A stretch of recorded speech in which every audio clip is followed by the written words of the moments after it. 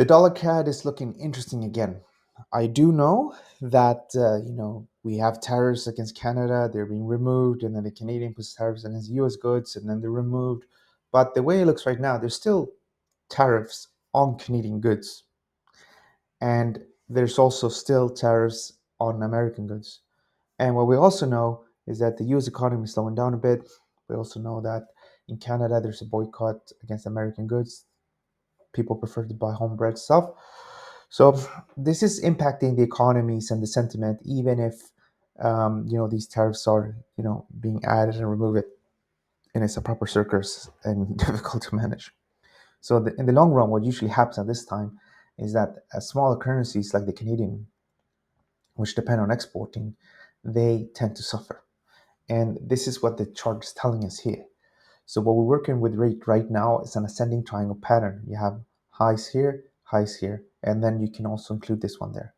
So from that perspective, what it says is that on a break to 145.46, we can go up with about 322 pip.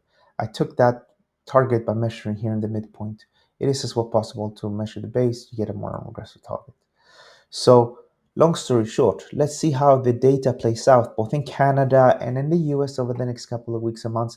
I think realistically, the data will not improve. That is really what the stock markets are telling us.